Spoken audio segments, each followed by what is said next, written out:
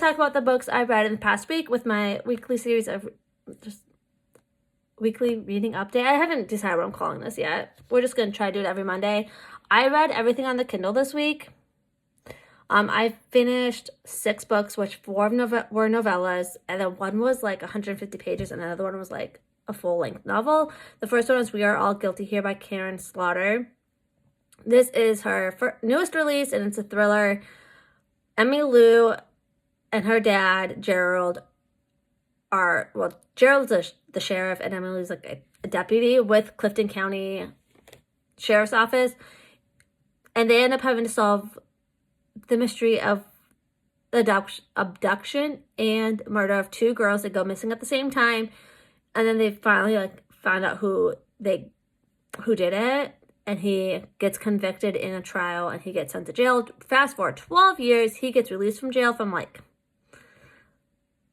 some new evidence that came into place. Like someone claimed that she was raped in somewhere else where this guy supposedly was at, and they had DNA testing or whatever.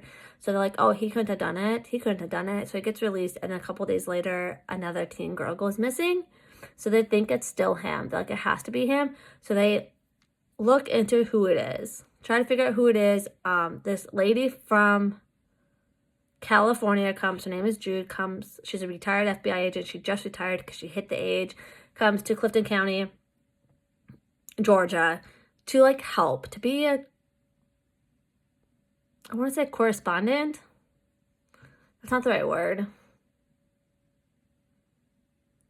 Anyways, I can't think of the word, so a consultant to help. And then we learn a lot about more Jude's past. I didn't see it happening. There's a lot of twists that I didn't expect, but I really liked it. I gave it 5 stars. And then Not Like Christmas at All by A.R. Rose. This is her newest release. It's a Christmas romance. This one's 150 pages. It's not very long. Genesis is a nurse. She's very early into her nursing career. I think this is her first year nursing. And then Lincoln is our doctor. They work at the same hospital, and kind of like Grumpy Sunshine. Lincoln's grumpy, and then Genesis is really happy. We have a Great Dane in this book called Pebbles. I loved seeing the Great Dane. I love the author really nailed the Great Dane personality. That made me so happy. But yeah, it's a Christmas romance. I enjoyed it. And honestly, it was not spicy. For A.R. Rose sometimes has really spicy books, but this one I feel was not that bad, spice wise. And then what else? Oh, Krampus Kruk by Serena Peer. This is her newest novella. It's a dark romance age gap, and it's 35 years age gap. It's a lot of spice in it. I feel it was mostly spice. It's short. I think it's 2 hours to read. It's short. If you like spice and you're looking for something that really has no plot, this is the book to read. And then I finished No Kiss November by Gigi Andrew. Riley ends up going back to the little town her mom grew up in, to help her great aunt to help with plan the Thanksgiving festival. And then Riley's oh, I can't date in November because my family has this curse from Murray Carver. And then she's I'm cursed. I have to stay single, or I have to date jerks. And then she just finds it out that it wasn't so bad. The curse was don't believe in the curse, because who would believe in that? And then what else? No Place Like Home. This is one of the Home for the Holidays collection, which just released on Amazon. There's 4 stories total. I don't know who wrote this one. Give me 1 second. Oh, Laura Pavlov. Yes, I really enjoyed it.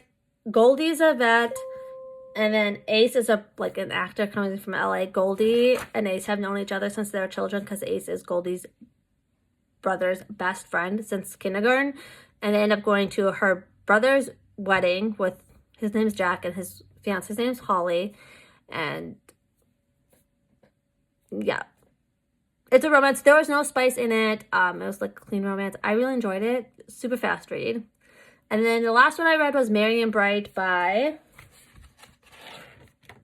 Ali Rosen. I've never read of this author. Never even heard of this author before.